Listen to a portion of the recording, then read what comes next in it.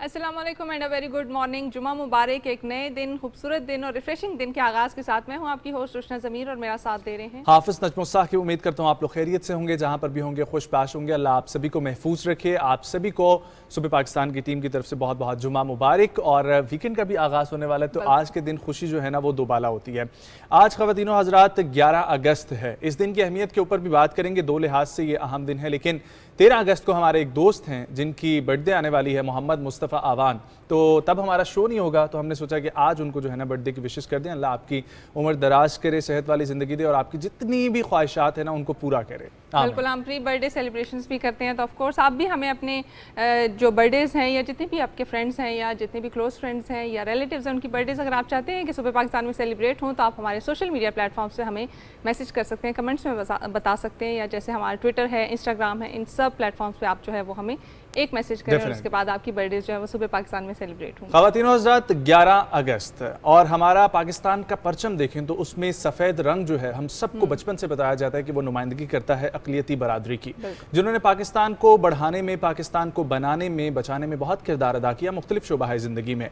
आज 11 अगस्त मुल्क की तरक्की के शोबों में तरक्की देने के लिए उन तमाम अक़लियती बरादरी के तौर पर यह मनाया जाता है। और आज के दिन की अहमियत क्या है, इसके ऊपर रिपोर्ट तैयार की है नमूद मुस्लिम ने। गैर मुस्लिम पाकिस्तानियों का कौमी दिन करार देने का मकसद दर हकीकत क़याम पाकिस्तान से चंद रोज कबल 11 अगस्त 1947 को आईन साज असम्बली से की जाने वाली बानी पाकिस्तान कायदे आज़म मोहम्मद अली जिन्ना की इस तकरीर के पैगाम को उजागर करना है, जिसमें उन्होंने नौज़ायदा मुमलिकत पाकिस्तान में बसने वालों को मुकम्मल आज़ादी फराहम करने की यकीन दहानी कराई थी। आप आजाद हैं, आजाद रहें। आप लोग इस मुल्क पाकिस्तान में अपनी अपनी इबादतगाहों, मस्जिदों या मंदिरों में जाने के लिए आपका मजहब क्या है, जात क्या है, कौम क्या है, इसका हुकूमत के मामलात से कोई ताल्लुक नहीं। आईने पाकिस्तान में लफ्ज अक़लियत के बजाय गैर मुस्लिम पाकिस्तानी का लफ्ज इस्तेमाल किया, जो इन्हें मुल्क में बराबर के हकूक देने की जमानत है। बानी पाकिस्तान कायदे मोहम्मद अली की जो स्पीच है उस पर जो है शायरी की है, मेरे कायद का फरमा है सबका पाकिस्तान, झूमती वादियाँ बहते दरिया ये है गुलिस्तान। सरकारी आदाद-ओ-शुमार के मुताबिक 3% से जायद गैर मुस्लिम अक़लियतें पाकिस्तान के शहरी हैं। इलेक्शन कमीशन की रिपोर्ट के मुताबिक मुल्क में बसने वाले गैर मुस्लिम अक़लियती वोटर्स में हिंदुओं की तादाद सबसे ज्यादा यानी 50% है। क़याम पाकिस्तान के फौरन बाद कायदे आज़म ने अपनी काबीना में गैर मुस्लिम वज़रा सर ज़फ़र अली खान और जोगिंदर नाथ मंडल को शामिल करके ये पैगाम दिया था कि मुल्क की तरक्की को यकीनी बनाने के लिए हुकूमत पाकिस्तान की नजर में तमाम शहरी बिला तफरीक, रंगो नस्ल, मजहब और अकीदा, मुस्लिम और गैर मुस्लिम सब बराबर हैं। पॉथन जोसेफ, SP सिंगा, राजा तेरुदेव Roy, justice retired AR कार्लिनियस, Jamshed marker, group captain sisal Chaudhary, Jamshed Mehta, retired justice भगवान दास, A नैयर, बेंजामिन सिस्टर्स, अर्ज शेर काउजी समेत बेशुमार नाम है जो कायदे आज़म की काबीना से लेकर दौरे हाजिर के सियासी मैदान तक, तालीम सेहत से लेकर दिफाए वतन तक, निज़ाम अदल से लेकर साइंस और आर्ट्स तक हर शोबे में अपनी सलाहियतों का लोहा मनवाते रहे हैं। पाकिस्तान की खूबसूरत बात यह है कि यहाँ पे रहने वाला हर शहरी जो है बराबर हकूक़ का हामिल भी है और यहाँ पे तमाम शहरियों को बराबर के हकूक़ दिए भी जाते हैं, चाहे वो मजहबी हकूक़ हों या माशरती हकूक़ हों। हर तरीके से उनका ये ख्याल रखा जाता है कि वो अपनी ज़िंदगी अपने तरीके से गुजार सकें। आज का दिन 11 अगस्त जो है वो एक और तर्ज से भी अहमियत का हामिल है और वो म्यूज़िक के लोगों के लिए बड़ी इंपॉर्टेंस रखता है कि एक ऐसा इंस्ट्रूमेंट है, उसके हवाले से आज का दिन जो है वो मनाया जाता है। और बताती चलूँ कि स्टील पैन के लिए जो है ये आज का दिन मनाया जाता है। आलमी तौर पे जो है इस दिन की अहमियत जो है वो बिल्कुल अक़वाम मुत्तहिदा ने इसके लिए 11 अगस्त का जो दिन है वो मुख्तस किया था। और मौसीकी का ये साज जो है अपनी मुनफरिद आवाज़ की वजह से जो है वो पहचाना जाता है और दुनिया में माना भी जाता है। अब आपको बताती चलूँ कि इसमें कुछ लोग जो है वो 4 पेन स्टिक्स इस्तेमाल करते हैं, कुछ 2 का इस्तेमाल भी करते हैं, लेकिन बाहर के ममालिक में इसका इस्तेमाल जो है वो ज़्यादा होता है। पाकिस्तान में शायद इतना ज़्यादा नहीं होगा, लेकिन और टोबा में शुरू होने वाला ये एक मौसीकी का आला है और 4 पेन स्टिक का इस्तेमाल किया जाता है और हर हाथ में 2 पकड़ी होती हैं। और ये ट्रेंडा और टोबा गोके के तकरीबन 20वीं सदी के अवाइल में کارنیول میں شروع ہوا تھا اور پھر پوری دنیا میں پھیلتا چلا گیا. اور انسٹرومنٹ جس طریقے سے پاکستان کے کئی اپنے انسٹرومنٹس ہیں جو کلچر کو اجاگر کرتے ہیں, ویسے ہی یہ انسٹرومنٹ جس کو بڑی پذیرائی ملی ہے اور آپ لوگ دیکھ سکتے ہیں کہ کس طرح اس کو پلے کیا جاتا ہے.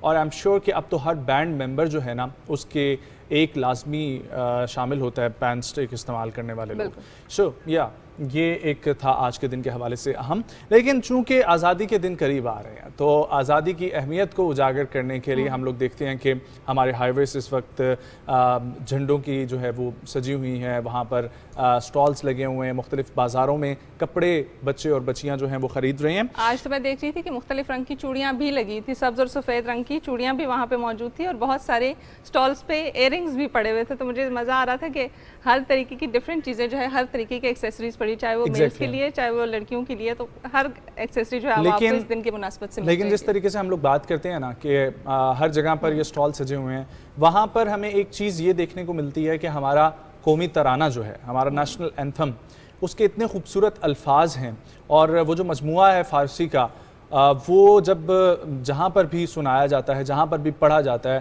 تو ایک رونگٹے کھڑے ہو جاتے ہیں. ہر دفعہ اس کی ایفیلیشن جو ہے نا وہ مزید مضبوط ہوتی چلی جاتی ہے. تو یہ 24 کروڑ عوام کی امنگوں کا ترجمان یہ ہمارا ترانہ جو ہے پاک سرزمین, اسی کے حوالے سے ایک رپورٹ ہے ہمارے پاس. یہ خوبصورت کلمات کے حوالے سے کیا بتا رہی ہیں وردہ سلیم, ان کی رپورٹ میں دیکھیے. حصول پاکستان کے بعد ملک کو ایک ایسے ترانے کی ضرورت تھی جو آزاد قوم کے تشخص کی ترجمانی اور حب الوطنی کے جذبات کا اظہار کر سکیں. لہٰذا مارچ 1950 میں شہنشاہ ایران کی پاکستان آمد کے موقع پر قومی ترانے کی دھن کو ہنگامی بنیادوں پر تیار کیا گیا. یہ دھن پاکستان کے معروف موسیقار اے کے چھاگلا نے تیار کی. قومی ترانے کی دھن مختصر, نہایت سادہ اور عسکری مزاج کی ترجمان ہے. اس کا دورانیہ 1 منٹ 20 سیکنڈ ہے اور کی تیاری میں 21 سازوں کا استعمال کیا گیا ہے, جسے مشرقی اور مغربی موسیقی کا حسین امتزاج کہا جاتا ہے. دھن کی تیاری کے بعد ترانے کے لیے ایسے موزوں الفاظ کی ضرورت تھی جو افراد میں قومی یکجہتی اور جگانیت پیدا کرے. اس کے لیے ملک بھر کے شاعروں کی طرف سے 722 ترانے لکھے گئے, تاہم فیض جلندری کے تخلیق کردہ ترانے کو بہترین قرار دیا گیا. ہمارا قومی ترانہ ملک و ملت کی خیر سگالی کے لیے دعا یا اشعار پر مشتمل ہے, جس کے 3 بند اور 15 مصرے ہیں. ترانے کی ایک اور انفرادیت یہ ہے کہ اس میں پاکستان کا لفظ صرف ایک بار آیا ہے. پاکستان کے قومی ترانے کے لیے اردو, عربی اور فارسی کے ایسے الفاظ کا انتخاب کیا گیا ہے جو عام فہم ہونے کے ساتھ ساتھ وطن عزیز سے گہری محبت کا اظہار کرتے ہیں. وردہ سلیم, پاکستان ٹیلی ویژن نیوز, لاہور. اردو, عربی اور فارسی کا خوبصورت ترین مجموعہ جو ہے وہ ہمارے ترانے میں ملتا ہے. اور آپ دیکھ سکتے ہیں کہ جس طریقے سے جیسے ہی ترانہ کہیں بھی بجتا ہے تو یہ آٹومیٹکلی شاید ہماری اندر جو ہے یہ چیز ان بلٹ ہو چکی ہے کہ جیسے ہی ترانے کے الفاظ شروع ہوتے ہیں ہم سب کھڑے ہو کے عقیدت سے جو ہے وہ اس کو سیلیبریٹ بھی کرتے ہیں, اور میرے خیال سے ساتھ ساتھ گانا بھی شروع کر دیتے ہیں. وہ کسی ایک شاعری کا بھی یہ نہیں ہوتا کہ ترانہ بجے اور ہم اس کو ساتھ ساتھ گنگنائیں نا. یہ بہت خوبصورت بات ہے اور یہی چیزیں جو ہے وہ ہمیں ایز اے نیشن جوڑے رکھی ہوئی ہیں. اب بڑھتے ہیں اپنے خبروں کے سلسلے کی طرف, اور آپ کو ایک خبر جو ہے وہ میرے لیے تھوڑی سی اچھی بھی تھی اور تھوڑی سی افسوسناک بھی تھی. اچھی یہ تھی کہ پاکستانی جو ہیں وہ دنیا کی کسی بھی کونے میں ہوں تو پاکستان کو ریپرزینٹ کرتے ہیں اور ایسے کارنامے سر انجام دیتے ہیں جس سے پاکستان کا نام بھی بلند ہوتا ہے اور پاکستان کا نام روشن بھی ہوتا ہے. لیکن یہ خبر تھوڑی سی افسوس کن اس لیے تھی کیونکہ پاکستانی شہری رضا عزیز جو ہیں وہ 2 ماہ قبل جو ہے وہ کینیڈا گئے تھے اور بہت سارے خواب جو ہیں آنکھوں میں سجائے لیے گئے ہوں گے وہاں پہ, لیکن وہ وہاں پہ ایک جھیل میں کودے اور وہاں پہ بالکل دوسروں کی جان بچاتے ہوئے اپنی جان کی بازی جو ہے وہ ہار گئے. انہوں نے دیکھا کہ ایک جھیل میں ایک کشتی میں 3 خواتین جو ہیں وہ ڈوب رہی تھی, تو ان کو بچانے کے لیے وہاں پہ کودے, اور لیکن ان کو یہ نہیں پتا تھا کہ وہ اپنی جان کی بازی ہار جائیں گے. اور کہتے ہیں کہ رضا جو ہیں وہ بہت اچھے سوئمر بھی تھے, لیکن جیسے ہی وہ جھیل میں کودے تو ان کو یہ نہیں پتا چلا کہ آگے دلدل تھا, لہریں اور دلدل اور گھاس وغیرہ بھی تھی وہاں پہ, تو اس کی وجہ سے ان کو مشکلات کا سامنا کرنا پڑا اور اس کے بعد یہ افسوسناک واقعہ جو ہے وہ پیش آیا. صحیح بات ہے. تو اللہ ان کی مغفرت فرمائے اور ان کے لواحقین کو صبر دے. یقینی طور پر جس طریقے سے انہوں نے جان بچاتے ہوئے اپنی جان گنوا دی ہے وہ خراج تحسین کے مستحق ہیں. آگے بڑھتے ہیں اور ذکر کرتے ہیں ایک اور خبر کا, جو خبر ہمارے سامنے جب آئی, ایک ڈیٹا ہے جو شیئر کیا گیا پاکستان کے حوالے سے. مجھے بڑی خوشی بھی ہوئی اور بڑی حیرانی بھی ہوئی, اور خوشی اور حیرانی اس بات پہ ہوئی کہ آپ لوگوں کو یہ جاننا بہت ضروری ہے کہ پاکستان کے 58% لوگ جو ہیں وہ انگریزی زبان پر عبور رکھتے ہیں اور انگریزی زبان بول سکتے ہیں. جی ہاں جی، یہ ایک سروے ہوا ہے اور انگریزی زبان ویسے بھی دنیا بھر میں نمبر اول پہ سمجھی جاتی ہے اور ایک ذریعہ ہے کمیونیکیشن کا دوسرے ممالک سے، وہاں کی نیشن سے. اور ورلڈ آف اسٹیٹسٹکس کے مطابق دنیا میں سب سے زیادہ روانی سے انگریزی بولنے والا جبرالٹر ہے. یہاں کی 100% آبادی انگریزی روانی سے بولتی ہے اور دنیا میں سب سے کم روانی انگریزی میں بولنے والے برازیلین ہیں اور ان کی شرح صرف 5% ہے. اور اس فہرست میں پاکستان کا 17واں نمبر ہے جہاں 58% لوگ روانی سے انگریزی بولتے ہیں، جبکہ بھارت میں صرف 20% لوگ روانی سے انگریزی بولتے ہیں. یہ میرے لیے بڑی حیران کن تھی یہ جو ہے اور اس کے بعد میں نے اس کا ایکسپیریمنٹ بھی کیا. میں نے کہا ایک دو لوگوں سے پوچھ کے دیکھا جائے، لیکن اچھی لگ رہی تھی مجھے. ہاں یہ اچھا لگا کہ چلے at least they try to speak. ٹھیک ہے، تو اچھی بات ہے اور گڈ نیوز بھی تھی. اس کے ساتھ ساتھ ایک اور گڈ نیوز شامل کرتے رہیں اور وہ یہ ہے کہ جو لوگ اندرون ملک جو ہے وہ پروازوں سے فائدہ لینا چاہتے ہیں وہ 14 اگست کو ضرور ٹریول کریں. جو چاہ رہے ہیں کہ ایک جگہ سے دوسری جگہ جائیں تو پی آئی اے نے ایک بہت ہی اچھا قدم اٹھایا اور وہ یہ ہے کہ 14 اگست کی جو جتنی بھی پروازیں ہیں اس دن کی مناسبت سے ان کو 14% یعنی 14% ڈسکاؤنٹ جو ہے وہ دیا جائے گا. اور اس کا اعلان بھی باقاعدہ طور پہ کر دیا گیا ہے. پی آئی اے کے ترجمان کے مطابق جشن آزادی کے موقع پر قومی ایئر لائن پی آئی اے نے 14 اگست کو تمام اندرون ملک پروازوں پر رعایت دینے کا اعلان کیا ہے. سو یہ صرف 14 اگست کے دن کے لیے ہی یہ آفر آپ کو اویلیبل ہے.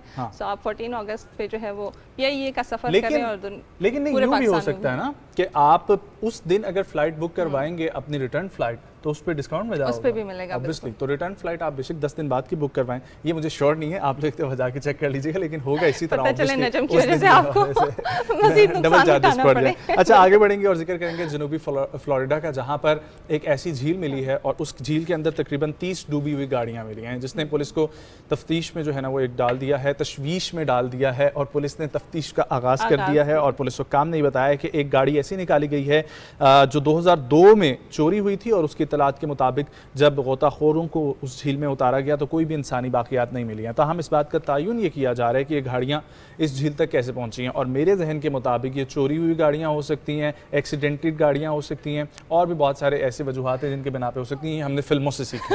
میرے دماغ میں بالکل ایک فلمی سین کریٹ ہو گیا کہ جب بھی آپ کوئی چوری کرتے ہیں یا کوئی بھی بڑی واردات کرتے ہیں، مرڈر کرتے ہیں، تو آپ گاڑی کو لے جا کے کسی جھیل میں پھینک دیتے ہیں. تو یہ بھی بڑی ایک حیران کن بات تھی. لیکن آف کورس ایک نئی تفتیش جو ہے وہ شروع ہو چکی ہے اور دیکھتے ہیں کہ پتہ چلے گا کہ آگے فردر اس میں کیا کیا ہے اور کون کون سی گاڑی. میں تو یہ حیران ہوں کہ کون کون سی گاڑیاں جو اندر پھینکی گئی ہوں گی اور کیوں پھینکی گئی ہوں گی. تو چلیں جیسے جیسے تحقیق سامنے آتی ہے ہم آپ کے ساتھ شیئر کریں گے. اس کے بعد آپ کو بتاتی چلوں کہ گاڑیوں کا تو ذکر ہو رہا ہے، لیکن کچھ لوگ کہتے ہیں کہ گاڑیوں کا زیادہ استعمال جو ہے وہ اچھی چیز نہیں اور آپ کو پیدل چلنے کی ضرورت ہے کیونکہ ایک ہیلدی لائف سٹائل کے لیے بہت ہی بہترین چیز ہے.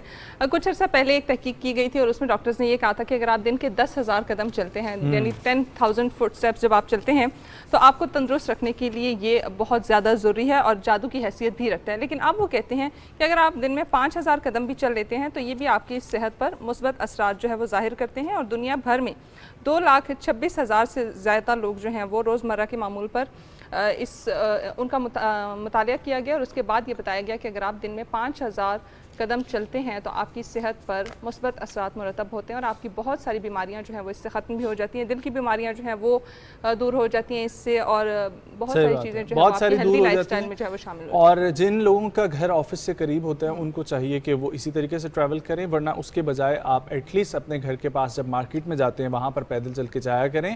بچپن میں ہم لوگ سنا کرتے تھے کہ لوگ اس قسم کی باتیں کرتے ہیں کہ جب سے موٹر سائیکل آ گیا، جب سے گاڑیاں آ گئی ہیں تب سے لوگوں نے آنا جانا چھوڑ دیا. اس وقت بھی لوگ ٹریول کیا کرتے تھے پیدل، لیکن آج کل واقعے میں وہ سچویشن ہے کہ کسی نے اگر 2 گلی کے فاصلے پہ بھی جانا ہوتا ہے تو موٹر سائیکل نکال کے وہاں تک جاتا ہے. تو اس کو اوائڈ کریں، اپنی صحت کو جو ہے نا وہ امپورٹنس دیں. ضروری نہیں ہے کہ آپ نے وقت نکال کے جم میں جانا ہے، وہاں پر بھی ایکسپینس کرنا ہے اور اپنی ہیلتھ کا خیال رکھنا ہے. یہ چھوٹے چھوٹے سٹیپس جو ہے نا بہت معنی خیز ہوتے ہیں. اب برطانوی شہری کولن بینکوک کا ذکر کریں گے جو دنیا میں اس وقت ایک ایسے شخص بن چکے ہیں جن کے 3 بائی پاس ہوئے ہیں لیکن وہ ابھی بھی صحت یاب ہیں. اور یہ آپ لوگ دیکھ سکتے ہیں کہ 45 ایئرز اینڈ کاؤنٹنگ اور یہ طویل عرصے تک زندہ رہنے والے ٹرپل ہارٹ بائی پاس کے پہلے مریض بن چکے ہیں. گینیس بک کا ورلڈ ریکارڈ میں ان کا نام شامل ہو گیا ہے اور گینیس نے اپنے بیان میں جاری کیا ہے کہ 4 اگست 2023 کو ہینکوک کے آپریشن کو 45 سال اور 361 دن مکمل ہو چکے ہیں، جس پر طویل زندگی جینے والے ٹرپل بائی پاس مریض کا عالمی ریکارڈ کا اعزاز ان کو ملا ہے.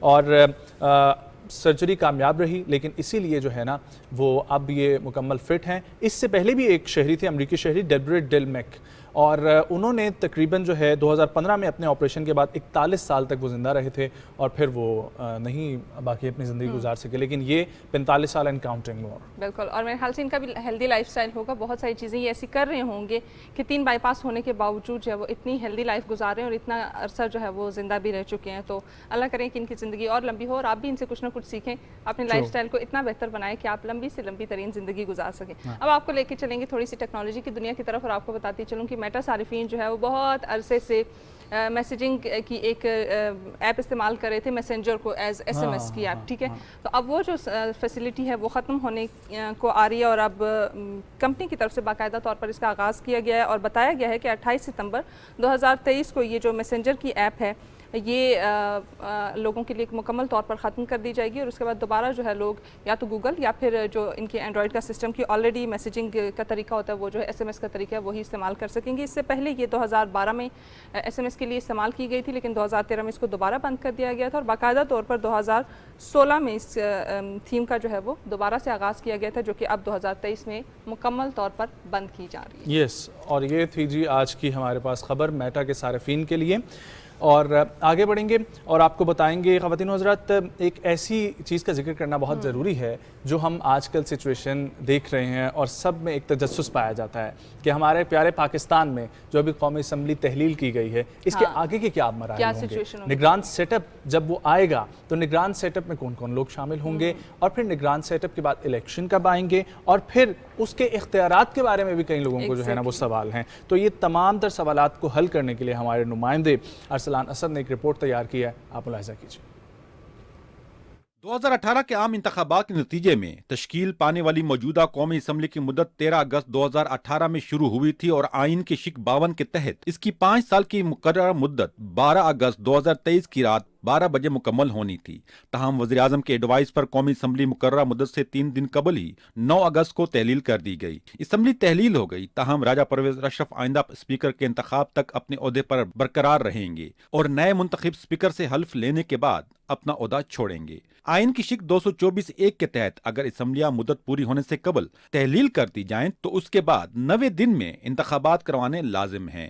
قانونی ماہرین کا کہنا ہے کہ مشترکہ مفادات کونسل کی جانب سے ملک میں نئی ڈیجیٹل مردم شماری کے نتائج کی منظوری کے بعد اب الیکشن کمیشن آف پاکستان کو آئین کی شق 51 کی ذیلی دفعہ 5 کے تحت اثر نو حلقہ بندیاں کروانی ہوں گی، جس میں 4 ماہ کا وقت لگ سکتا ہے. یعنی رواں سال دسمبر میں نئی حلقہ بندیوں کے بعد ہی الیکشن شیڈول جاری ہو سکے گا. قومی اسمبلی کے بعد اب سندھ اور بلوچستان کی اسمبلیاں بھی تحلیل ہوں گی، جس کے بعد نگران حکومتیں معرض وجود میں آئیں گی، جبکہ پنجاب اور خیبر پختونخوا میں پہلے ہی نگران حکومتیں قائم ہیں.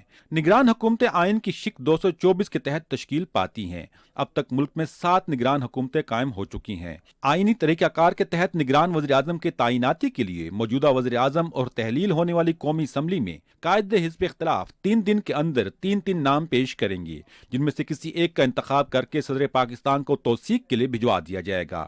اگر وزیراعظم اور قائد حزب اختلاف کسی ایک نام پر اتفاق نہ کر سکے تو اسپیکر اسمبلی حکومت اور اپوزیشن کے 4 ارکان پر مشتمل 8 رکنی کمیٹی بنائیں گے.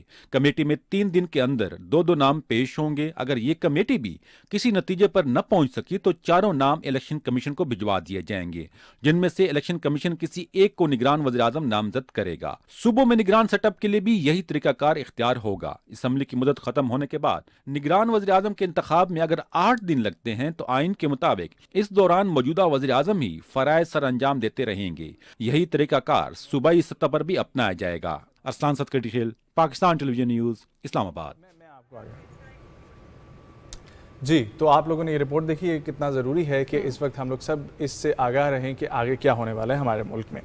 تو اسی کے ساتھ ہم لوگ آگے بڑھتے ہیں اور اب ذکر کرتے ہیں جاپان میں، جسے ایک انتہائی عمر رسیدہ افراد کے معاشرے کے طور پر بھی جانا جاتا ہے اور پھر اس کے ساتھ ساتھ محنتی افراد کے طور پر بھی جانا جاتا ہے. 2025 سے لے کر اب تک جو ہے وہ 2025 سے آنورڈ جو ہے 5 میں سے 1 فرد کو ڈیمنشیا سے متاثر ہونے کی پیش گوئی کی گئی ہے. اور اس کی وجہ کیا ہے یہ ڈیٹیلز جو ہے وہ آپ لوگوں کے ساتھ شیئر کریں گے. جاپان میں ایک ایسا ریسٹورنٹ بنایا گیا ہے جس کا نام رکھا گیا ہے ریسٹورنٹ آف میکسیکن آرڈرز, جہاں جان بوجھ کر کبھی کبھی غلط آرڈر دیا جاتا ہے جس کا مقصد ہے ڈیمنشیا سے متعلق آگاہی دینا. بالکل, تو آپ کیسے اویئرنیس کریٹ کریں. جاپان والے بھی میں کہتی ہوں ان کے دماغ کتنے چلتے ہیں کہ آپ ڈیمنشیا کی جو بیماری ہے اس کو اس طریقے سے آگاہ کر رہے ہیں کہ مسٹیکن آرڈرز جو ہیں وہ ایک پراپر ریسٹورنٹ انہوں نے بنایا ہے جس میں مسٹیکن آرڈرز دیے جاتے ہیں, یعنی غلطی سے آپ کے آرڈرز جو ہیں وہ غلط آ جاتے ہیں اور آپ کو پھر پتہ چلتا ہے کہ اچھا ٹھیک ہے اس بیماری کا تعارف آپ سے اس طریقے سے کرایا جاتا ہے تاکہ اگر لیٹر آن آپ کو یہ بیماری ہوتی ہے تو آپ اتنی پریشانی کا شکار نہ ہو. اگلی خبر کی جانب بڑھیں گے اور آپ کو پتہ ہے کہ اس وقت باربی فیور جو ہے وہ تقریباً ہر جگہ پہ پاکستان سمیت پوری دنیا میں باربی کا فیور جو ہے وہ پھیلا ہوا ہے, اور جہاں پہ آپ دیکھیں تو خواتین جو ہے وہ اسپیسیفکلی پنک کپڑے پہن کے اس کو سیلیبریٹ کر رہی ہیں. لیکن اس کو ٹکر دینے کے لیے 7 سال بعد ایک نئی چیز متعارف کی گئی ہے اور وہ جو ہے وہ بالکل حجابی گڑیا جو ہے وہ دکھائی گئی ہے اور اس کا نام جو ہے وہ باربی اور حجاب کو مکس کر کے حجاب بھی رکھا گیا ہے. ٹھیک ہے, اور یہ جو ہے یہ ایک نائجیرین آرٹسٹ ہے جنہوں نے یہ گڑیا جو ہے وہ بنائی ہے اور ان کا نام ہے حنیفہ آدم, اور انہوں نے 2015 میں سب سے پہلے سوشل میڈیا پر جو ہے وہ اس طریقے کے معمولی فیشن کے ساتھ ساتھ جو ہے وہ حجاب والی ایک گڑیا بنائی جو کہ ان کی اپنی ساتھ جو ہے وہ مماثلت رکھتی تھی, لیکن پھر لیٹر آن اب جو ہے وہ انہوں نے باربی کو ٹکر دینے کے لیے حجابی کا جو ہے وہ تعارف کروایا اور 7 سال کے وقفے کے بعد حجابی جو ہے وہ انٹروڈیوس کی گئی ہے. اور بتاتے چلیں کہ جو حنیفہ ہے وہ فیشن کے اوپر بھی بلاگنگ کرتی ہے بالکل, اور اس طریقے سے ڈیفرنٹ اور فوڈ کے اوپر بھی لیکن ایک اچھا مسلم کانسیپٹ جو ہے انہوں نے آگے دیا. اب آپ کو بتاتے ہیں کہ ٹویٹر کا نام چینج ہو گیا ایکس, لیکن اس سے جڑی بہت ساری چیزیں ہیں جو پہلے وہ بلو برڈ تھا یا پرانا ٹویٹر کا سارا جو سین تھا. تو ایلون مسک نے اب یہ اعلان کیا ہے کہ بہت ساری ایسی اشیاء ہیں 584 تقریباً 584 جن کو نیلامی کے لیے پیش کیا جائے گا, جس میں کافی ٹیبلز ہیں, بڑے سائز کے پنجرے ہیں, وائرل ہونے والی تصاویر کی آئل پینٹنگز ہیں, اس کے علاوہ میز اور کرسیاں اور ایک ڈی جے بوتھ اور موسیقی کے وہ آلات شامل ہیں جو ایک بینڈ کی ضرورت کے لیے کافی ہوں گے. آپ کو یاد ہوگا کہ گزشتہ سال جب انہوں نے سنبھالا تھا ٹویٹر تو اس کے آن ورڈ جو ہے انہوں نے اپنا لوگو بھی اب بیچنے کے لیے لگایا, لیکن اس کے آن ورڈ جو ہے ایلون مسک نے اخراجات کو کم کرنے کے لیے کئی ملازمین کو جو ہے نا وہ فارغ کیا تھا ملازمت سے. تو یہ ایک اچھا چیز بھی ہے کہ اس طریقے سے آکشنز ہوتے رہنے چاہیے, لیکن جب چینج آتا ہے تو دیکھیں کس طریقے سے وہ ان چیزوں کو ضائع نہیں کر رہے, وہ ان چیزوں کو بھی یوٹیلائز کر رہے ہیں, اور بڑے ہی شاطر دماغ کے انسان ہیں کہ ان چیزوں سے بھی کوئی نہ کوئی فائدہ لیتے جا رہے ہیں. یوٹیلائز کیا کر رہے ہیں, پیسے وہ کما رہے ہیں. وہی تو کہہ رہی ہوں, جو خریدنے جائے گی وہ یہ سوچے کہ ایلون مسک نے ان سب چیزوں کو دھتکارا ہے, ٹھیک ہے, اور اس کے بعد آپ لوگوں کو بیچ رہے ہیں. وہ دیکھیں آپ کی طرح لوگ نہیں سوچتے, وہ سمجھتے ہیں کہ یہ قدیم اثاثہ ہے تو ہم اس کو جو ہے وہ بالکل رکھیں, سنبھال کے رکھیں کرسیاں ٹیبل. قدیم اثاثوں کی بات ہو رہی ہے تو سائنسدانوں نے 3 لاکھ سال پرانی جو ہے وہ ایک کھوپڑی دریافت کی ہے, اور اس کے بارے میں بھی تحقیق جاری ہے کہ کس طریقے سے جو ہے وہ انسان وقت کے ساتھ ساتھ جو ہے موڈیفائی ہوتا گیا. اور دریافت کے بعد پتہ چلا ہے کہ یہ چین اسپیس اور برطانیہ کے محققین نے ایک بین الاقوامی ٹیم جو تھی ان کی, انہوں نے 2015 میں مشرقی چین کے ایک علاقے میں جبڑے یا نچلے جبڑے کو 15 دیگر نمونوں کے ساتھ دریافت کیا, اور جن کے بارے میں خیال کیا جاتا ہے کہ یہ 3 لاکھ سال جو ہے وہ پرانے انسان کی کھوپڑی ہو سکتی ہے, اور اس کے بارے میں ابھی مزید تحقیقات جو ہے وہ جاری ہیں, اور وقت کے ساتھ ساتھ پتہ چلے گا کہ اس میں کیا مزید جو ہے وہ ریسرچ ہو رہی ہے, کیا فردر پتہ چلے گا, اور جیسے ہی مزید تحقیقات جو ہے وہ ہمارے سامنے آتی ہیں تو ہم آپ کے ساتھ بھی اس کی ڈیٹیلز جو ہے وہ ضرور شیئر کریں گے. ڈیفینیٹلی. خبروں کا سلسلہ یہاں پر ختم ہوا, اور جاتے جاتے بس ایک چھوٹی سی اپڈیٹ آپ کو دیتے چلیں گے. WHO نے دوبارہ سے اویئرنیس جو ہے وہ پروگرام شروع کر دیے اور خطرے کا اظہار کر دیا ہے کووڈ کا. تو کووڈ کے حوالے سے جتنی بھی احتیاطی تدابیر آپ کو بار بار بتائی جاتی تھیں WHO کی طرف سے, اس پر عمل درآمد کریں. اور یہ بہت ضروری ہے کہ اب ہم لوگ ڈائریکٹر جنرل WHO کی طرف سے یہ بیان آیا ڈاکٹر ٹیڈروس ایڈہینم گیبریسس کی طرف سے, یہ ہفتہ وار بریفنگ انہوں نے کیا, اور جس میں کہا ہے کہ کرونا کیسز اور اموات میں اضافے کا سبب بن سکتا ہے. ابھی کیسز سامنے نہیں آ رہے لیکن یہ آگے شروع ہو سکتے ہیں. بالکل, احتیاطی تدابیر کا فالو کرنا جو ہے وہ بہت زیادہ ضروری ہے. بار بار ہاتھ جو ہے وہ واش کریں, سینیٹائزر اپنے ساتھ جو ہے وہ لے کے ضرور چلیں جہاں بھی آپ چل رہے ہیں, اور باقی آپ لوگوں کو بہت پتہ ہوگا کیونکہ 3 سال آپ لوگوں نے یہ ساری پریکٹسز کی ہیں, تو یہ بس ایک ریکال کرنے کے لیے آپ کے لیے تھا کہ آپ اپنا بہت سارا خیال رکھیں. بریک کی طرف پڑھیں گے, واپس آئیں گے پروگرام کو ہمارے ساتھ رہیں.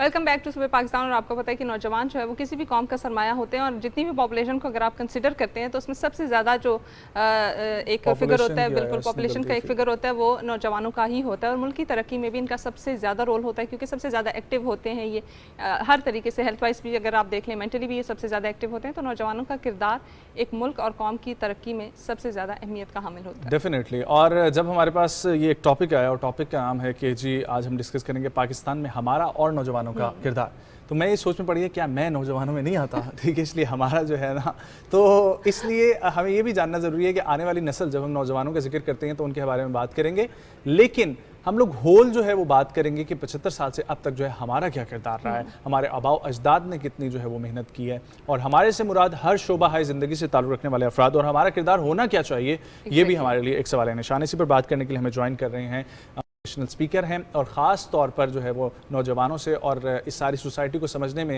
जो है वो सोशल साइंटिस्ट के तौर पर भी अपना किरदार अदा कर रहे हैं। हमारे साथ मौजूद हैं जनाब तसद्दुक़ गिलानी साहब। अस्सलाम वालेकुम sir, thank you so much for coming. खैरियत से आप? अल्हम्दुलिल्लाह। सर ये फरमाइएगा कि आपके नज़दीक जब ये सवाल आता है कि हमारा क्या किरदार है एक माशरे को बनाने में, एक कौम को बनाने में, तो उसका जवाब एक क्या होना चाहिए वाज़ा? बेसिकली माशरा बनता ही फ़र्द अफराद से है ना, तो फ़र्द का रोल बड़ा इम्पॉर्टेंट है, उसका कैरेक्टर, उसका रोल, उसकी कंट्रीब्यूशन बहुत इम्पॉर्टेंट है।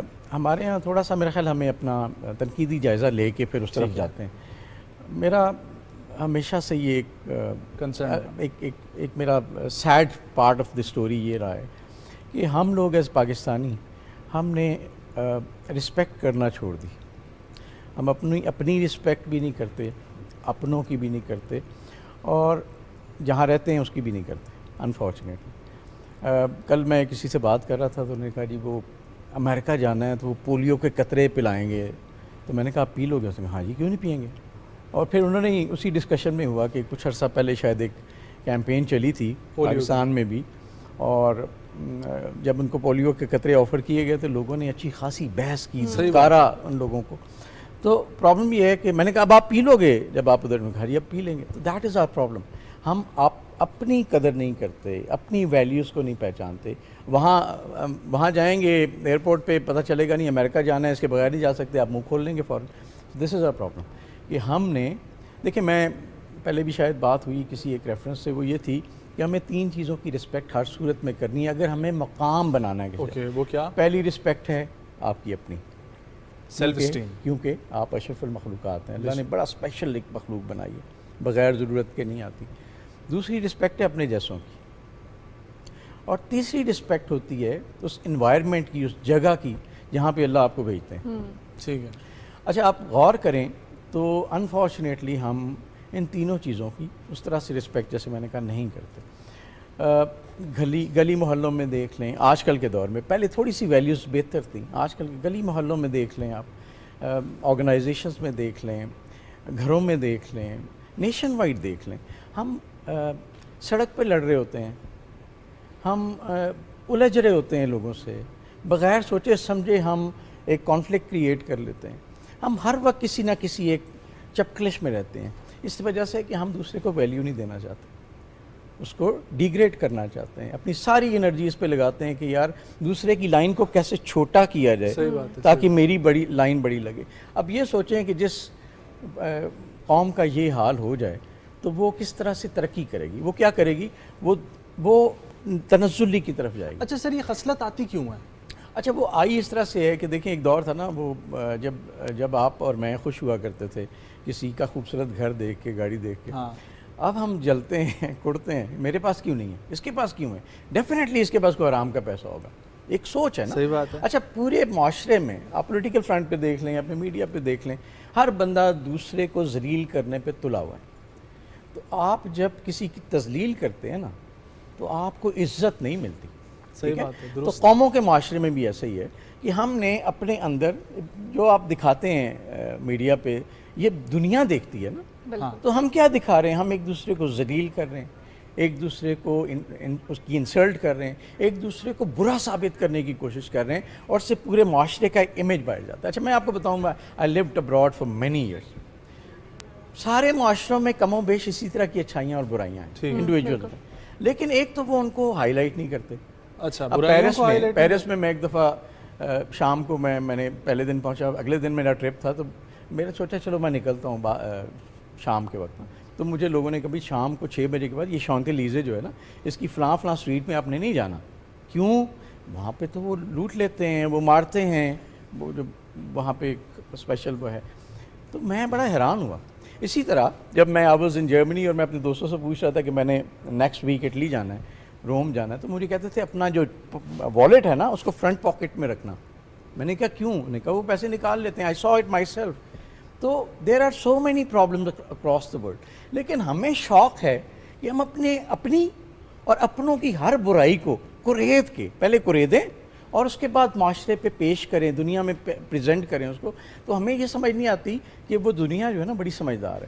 صحیح بات ہے. وہ ہم سب کو سمجھتی ہے کہ آپ سارے کے سارے گندے گدلے لوگ ہیں.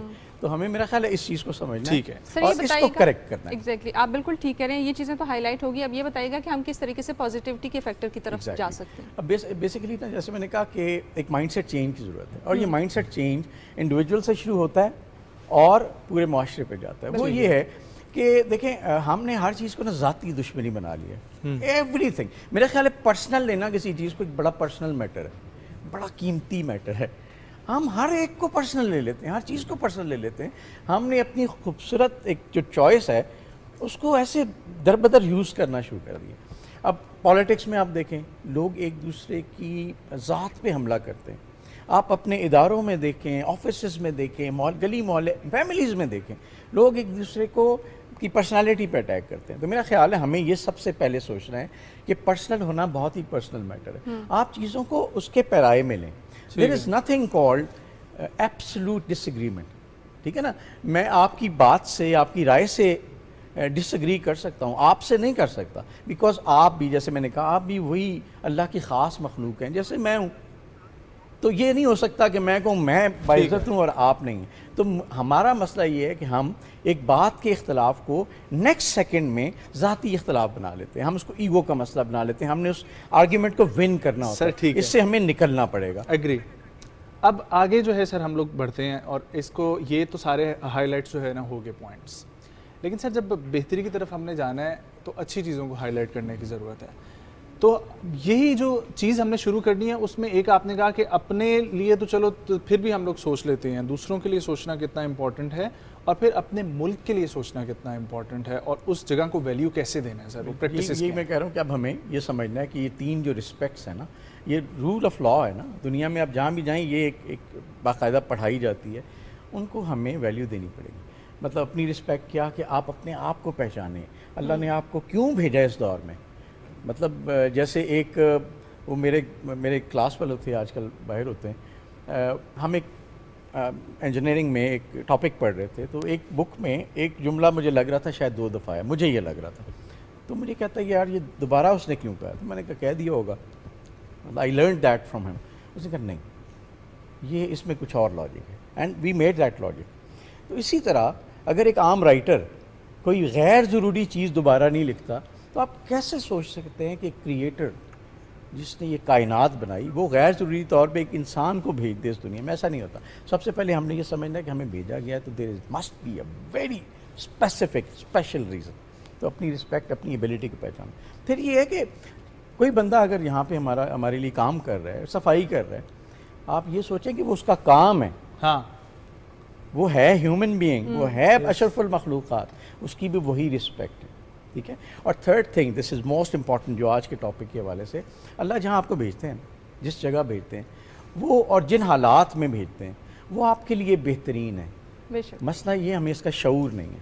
تو اس ملک میں نے دنیا میں کسی ملک میں لوگوں کو اپنے ملک پہ اتنی تنقید کرتے ہوئے نہیں دیکھا جتنا ہم لوگ کرتے ہیں. تو ہمیں یہ کرنا ہے کہ ہم اس ملک کے، جیسے ہم نے کہا دنیا کے باقی معاشروں میں بھی مسائل ہیں، لیکن ہمیں اس تنقید سے نکلنا ہے. ہمیں اس ملک کی اچھائیوں میں دیکھنا ہے اور پھر ہم نے یہ دیکھنا ہے کہ اس معاشرے میں کیا کردار ادا کر رہا ہوں. میں تو بڑا کہہ رہا ہوں بھائی وہ کھا رہا ہے، اس نے کرپشن کر دی، اس نے جھوٹ بول دیا، واٹ آئی ایم ڈوئنگ.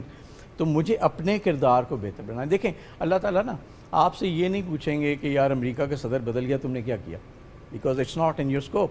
اللہ یہ پوچھیں گے کہ جہاں تم بیٹھے ہو جو تمہاری ذمہ داری تھی اس کو کیسے پورا کیا. تو ہم اپنے سکوپ پہ توجہ دینا شروع کر دیں, اس میں بہتری لانا شروع کر دیں, اور یقین کریں جس دن ہم اپنے سکوپ کو بہتر کریں گے نا, اللہ تعالیٰ کی قدرت کا ایک نظام ہے, وہ اس انوائرمنٹ کو ٹھیک کرنا شروع کر دیتے ہیں. ہم کوالیفائی تو کریں, ہم یہ ثابت تو کریں کہ ہم اس قابل ہیں. تو ہمیں میرا خیال ہے تنقید سے اور ایک دوسرے کی برائی سے نکل کے ہمیں بہتری کی طرف جانا. اب دیکھیں ایک چھوٹی سی بات میں چاہوں گا آپ کی یہیں پہ بات, ہم نے ذکر کیا کہ پاکستان میں لوگ جو ہے, ہم نے جو لبے لباب نکالا کہ پاکستان میں لوگ پاکستان کو جو ہے نا وہ برا بھلا کہتے ہیں, ٹھیک ہے, اور اپنے آس پاس کے ماحول کو برا بھلا کہتے ہیں. سر میں چاہوں گا کہ آپ کچھ اچھائیوں کی طرف آئیں, کیونکہ معذرت کے ساتھ ابھی تک ہماری جتنی بات ہوئی اس میں آپ نے بھی وہی چیز ہائی لائٹ کی ہے. انالیسس سے کریں گے کیونکہ یہ سمجھنا ضروری ہے, ہمیں سمجھ نہیں آتا, ہم بغیر سوچے کر رہے ہیں. اچھا ہم کریں کیا؟ دیکھیں ملک کیا ہوتا ہے یہ آج جا کے نا فلسطین والوں سے پوچھیں, صحیح بات ہے, کشمیر کے لوگوں سے پوچھیں کہ ملک اپنا ملک کیا ہوتا ہے. ہمیں پکا پکایا مل گیا نا, ہاں, جیسے ہم خاندانی مسلمان ہیں نا, ہم سوچ سمجھ کے مسلمان نہیں ہوئے تو ہمیں اس کی قدر نہیں ہے. اسی طرح ہمیں ملک بھی پکا پکایا بنا بنایا یا ہمیں اس کی قدر نہیں ہے. جس چیز کی آپ قدر نہیں کرتے, شکر نہیں کرتے نا, اللہ اس میں برکت نہیں ڈالتا. اللہ شکر گزار کو پسند کرتے ہیں. ہمیں پہلے سب سے پہلے جب ہم اسی کو کنیکٹ کریں, ہمیں اس ملک کے لیے اللہ کا شکر گزار ہونا چاہیے. یار میں بیٹھا ہوں نا, میں اپنی مرضی سے بات کر رہا ہوں, میں اپنی مرضی سے سر اٹھا کے جی رہا ہوں. آپ باہر رہتے ہیں, آپ ایز اے سیکنڈ سٹیزن رہتے ہیں وہاں, ٹھیک ہے, تو سب سے پہلے اس کی قدر کریں. دوسری بات یہ ہے, ہم نا ایک 50th اینیورسری ایک دور میں پاکستان میں, اس وقت گورنمنٹ سروس میں تھا, تو ہم نے کہا 50th اینیورسری مناتے ہیں. مجھے ایک دوست نے, کچھ لوگوں نے کہا, بہت سارے لوگوں نے کہا یار 50 سالوں میں تم لوگوں نے کیا پا لیا, ایسے خوشیاں منا رہے ہو, اینڈ ٹچ می کہ یار یہ کیا ہوا. اچھا میرے ایک دوست تھے بڑے پڑھے لکھے, پڑھے لکھوں سے آپ سیکھتے ہیں, تو میں نے ان سے پوچھا, میں نے کہا یہ بات یہ کر رہے ہیں تو کیا کرنا چاہیے. اس نے کہا یہ غلط کہہ رہے ہیں. اب میں وہ بات کروں گا جو آپ چاہتے ہیں. انہوں نے کہا یار دیکھیں جب پاکستان بنا تھا نا تو بڑے بڑے شہروں میں 2 گھنٹے کے لیے جنریٹر چلتا تھا اور بجلی آتی تھی تھوڑی بہت. آج چلیں ابھی ہم تھوڑے کرائسس میں ہیں, لیکن آج ماشاءاللہ دیکھیں ہم روشنیوں میں بیٹھے ہیں, آج ہمارے پاس موٹر ویز ہیں, آج ہم ایک ایٹامک کنٹری کے طور پہ دنیا میں جانے جاتے ہیں. It's not a joke. بڑے بڑے ملک اس طرف جرت نہیں کرتے. آج ہم ایروپلینز بنا رہے ہیں, آج ہم وہ سب کچھ کر رہے ہیں جس میں ہماری ول ہے.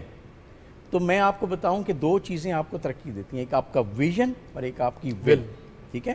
تو ویژن یہ ہونا چاہیے کہ ٹھیک ہے ہمارے مسائل ہیں, بٹ مسائل کہاں نہیں ہوتے, لیکن اس ملک میں اتنا پوٹینشیل ہے بیکاز ہم ایک جینوئن کنزیومر مارکیٹ ہیں. آبادی کتنی ہے ماشاءاللہ, 22 کروڑ سے زیادہ. Genuine consumer market. آپ ایک چھوٹا سا بزنس کھانے کا شروع کریں گے, وہ بند نہیں ہوگا, لوگ آپ کو ملیں گے. آپ فار ایگزامپل مڈل ایسٹ میں جائیں, وہاں جینوئن کنزیومر مارکیٹ نہیں ہے, لوگ باہر سے آئے ہوئے ہیں, خدا نخواستہ کسی وجہ سے چلے جائیں گے, ٹھک, اٹ اسٹاپ. بٹ یہ ایک ملک ہے جو جینوئن کنٹری. تو آپ کو مایوس ہونے کی ضرورت نہیں ہے, آپ انٹرپرینیورشپ کی طرف کوشش کریں. میں اس دن, بلکہ اس دن ایک اور آپ کی پی ٹی وی کے ایک اور پروگرام میں بات کر رہا تھا, میں اس دن اپنی گاڑی ایک مینٹیننس کے لیے لے گیا, وہاں ینگ سا لڑکا بیٹھا تھا, 26-27 سال کا میرے خیال میں ہوگا, اوپر نیچے ہو سکتا ہے. تو 2-3 گاڑیاں اس کے کھڑی تھیں, 2 کہتا ہے یہ میری ہے انکل, یہ بھی میری ہے. تو میں نے کہا یار یہ, اور 8-10 گاڑیاں بھی میں نے رکھی ہوئی ہیں. میں نے کہا تم اپنے ابا جی کے پیسے ضائع کر رہے ہو؟ کہتے نہیں سر, اور یہاں سے میرا انٹرسٹ ہوا. اس نے کہا سر میرے 2 کال سینٹرز ہیں اور میرا ایک سافٹ ویئر ہاؤس ہے, اور یہ پیسے میں خود کماتا ہوں, یہ میرا پیشن ہے. سو اس ملک میں بہت انرجی ہے, ہمیں یہ مایوسی ختم کرنے کی ضرورت ہے. یار بس کرو, اب کتنا روئیں گے ہم. 5 روپے لیٹر پیٹرول تھا تب بھی میں نے لوگوں کو روتے دیکھا, آج بھی روتے دیکھا. اب رونا بند کر دیں, جو ہے وہ ہے. باہر گرمی ہے نا, اب ہم یہاں رونا شروع کر دیں بہت گرمی ہے, کیا کریں, بٹ گرمی ہے بھائی, گو اینڈ فیس اٹ. تو آپ اس چیز کو ایک اس میں سے مایوسی سے نکلیں. دوسری بات یہ ہے کہ آپ جب اللہ تعالیٰ آپ کو کہتے ہیں کہ میں آپ کو, یہ اللہ کا وعدہ ہے کہ آپ کو آپ کے گمان کے مطابق دوں گا, اور وہ کیا کہے, اور بھائی اپنا گمان تو ٹھیک کریں. صحیح بات ہے, درست. مطلب آپ جو سوچیں گے اللہ آپ کو دے گا. آپ پازیٹیو ویژولائز کریں گے, اللہ آپ کو پازیٹیو دیں گے. اور یہ گورے اس لیے کہتے ہیں, وہ کہتے ہیں تھنک پازیٹیو, کیونکہ انہوں نے یہ سیکھ لیا. ہمیں تو اللہ نے بتا دیا, کیونکہ ہمیں قدر نہیں, اللہ نے بتا دیا, ہمیں لوجک ہی نہیں سمجھ آتی. تو ہمیں اپنا گمان ٹھیک کرنا ہے. We are wonderful nation. ہمارے پاس کیا نہیں ہے, ہمارے پاس بیسٹ لینڈسکیپ ہے, صحیح بات ہے, ہمارے پاس بیسٹ مین پاور ہے, بیسٹ انٹیلیجنٹ مین پاور ہے, ہمارے پاس قدرتی وسائل سے مالا مال ہیں, صحیح بات ہے. کوئی ایسا مسئلہ نہیں ہے. ایگریکلچرل لینڈ ہے ہمارے پاس, سعودیہ میں آپ جا کے دیکھیں, ایگریکلچرل لینڈ کو بنانی پڑتی ہے ہم کو. ہمارے پاس پڑی ہوئی ہے, گھاس اگا ہوا اس میں, ہمارے پاس پوٹینشیل ہے. اب ہمیں آج سے پہلا قدم بڑھانا چاہیے کہ ہم کس طرح سے اپنا کنٹریبیوشن دیں. Wonderful. اور میں آپ کو ایک بات بتاؤں, گورنمنٹ نے واقعی کچھ اسکیمز ایسی شروع کی ہیں, لوگوں کو پتہ نہیں, گورنمنٹ کو بھی شاید اناؤنس کرنا نہیں آتا. ایگریکلچر میں دیکھیں کتنی بڑی موو چلی سر ہے. ہم پروگرامز کرتے رہے تو وہی میں نہیں, ویسے میں بات کر رہا ہوں, ایگریکلچر میں اتنی بڑی موو پڑی. ایک تو وہ ہے نا, ایک یہ کہ ایز این انڈیویجول اگر آپ پاس لینڈ ہے, government will facilitate you, loan نہیں دیں گے, وہ آپ کی انویسٹمنٹ آپ پہ کریں گے کہ آپ ایگریکلچر کریں. تو واٹ ایلس, بہت سارے پلانز ہیں. Agree. Well thank you so much sir for coming. بہت اچھا لگا آپ سے بات کر کے اگین, اینڈ آئی ہوپ کہ آپ کی طرف سے جو موٹیویشن دی گئی ہے وہ ساری قوم کو جا کے لگی ہوگی, ٹکرائی ہوگی, کیونکہ بہت ضروری ہے کہ ہم عرصہ دراز سے یہ ذکر کرتے ہیں. اور سب سے خوبصورت بات یہ ہے کہ جو آپ سوچتے ہیں پیرالل ورلڈ میں وہ کریٹ ہو جاتا ہے, اور بس تک وہاں تک پہنچنے کا ایک سفر ہوتا ہے جو آپ نے اپنی محنت سے اور ایک پازیٹیو تھنکنگ کے ساتھ مکمل کرنا. اور اسی چیز کو ایڈ آن کرنا چاہوں گی, جب ہم انسان ایک دوسرے سے ایکسپیکٹیشنز کرتے ہیں تو اگر ہم اچھی ایکسپیکٹیشن کرتے ہیں تو اگلا آپ کی اچھی ایکسپیکٹیشن پوری بھی کرتا ہے. تو اللہ تعالیٰ کے ساتھ بھی آپ کا لنک ایسا ہی ہے کہ اگر آپ اچھی ایکسپیکٹیشن رکھتے ہیں تو آپ کو اسی طریقے سے بہترین چیز ملتی بھی ہے. ڈیفینیٹلی. نیوز بریک کی طرف بڑھیں گے, واپس آئیں گے, کنٹینیو کریں گے صبح پاکستان کے ساتھ.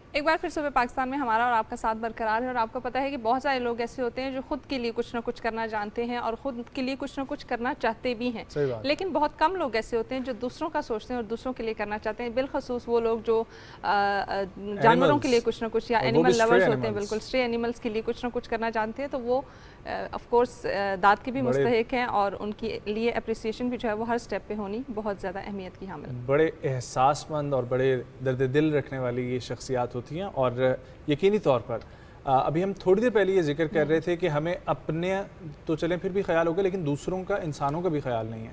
سو وہاں پر ایسے جانور, ہم اپنے گھروں میں اگر جانور پالتے بھی ہیں تو بڑا ہمیں شوق ہوتا ہے کہ ہمارے پاس شیتزو ہو, ہمارے پاس لیبراڈور ہو, ہمارے پاس گولڈن ریٹریور ہو, ہمارے پاس یہ ہو, فلاں ہو. لیکن یہ جانور جو آپ کے آس پاس موجود ہیں اور بڑے ہی پیارے ہوتے ہیں, اور میں نے پہلے بھی یہ ٹاپک ڈسکس کرتے ہوئے ایک چھوٹی سی سٹوری شیئر کی تھی جو میں آج دوبارہ شیئر کرتا ہوں, کہ میری گلی میں بھی ایک جو ہے وہ ڈاگ ہے, اور اس کے ساتھ ساری گلی والوں کا اتنا اچھا ریلیشن ہے. اور یہاں پر یہ کہ میرے فادر صبح فجر کی نماز پڑھنے کے لیے مسجد جاتے ہیں, وہ انہیں مسجد لے کر جاتے ہیں, وہاں پر انتظار کرتے ہیں, واپس وہ نکلتے ہیں گھر تک لے کر, اور وہ پوری گلی کا نا ایک بڑا لاڈلا. تو یہ ڈسکشن بہت ضروری ہے اور ہر کسی کو کرنی چاہیے. ہمارے ساتھ اسی طریقے سے اینیمل ایکٹیوسٹ موجود ہیں جو جانوروں کے حوالے سے شیلٹر ہومس میں بھی کام کر رہی ہیں, اور قانون سازی میں بھی جو ہے نا وہ کردار ادا کرنے کے لیے ایکٹیو ہیں, اور مختلف جگہوں پہ پلیٹ فارمز پہ وہ آواز اجاگر کرتی رہتی ہیں. آپ کی ملاقات کرواتے ہیں محترمہ انیلا عمیر صاحبہ سے. السلام علیکم Anila, thank you so much for coming. بہت اچھا آپ کام کر رہی ہیں, خیریت سے آپ؟ اللہ کا شکر. سو انیلا, یہ انیشیلی کہاں سے ایک آئیڈیا آیا اور سٹارٹ کیا؟ شروع سے گھر میں شوق تھا, والدین کو بھی شوق تھا, یا خود سے یہ چیز اٹھی اور دوستوں کو دیکھ کر شروع کیا؟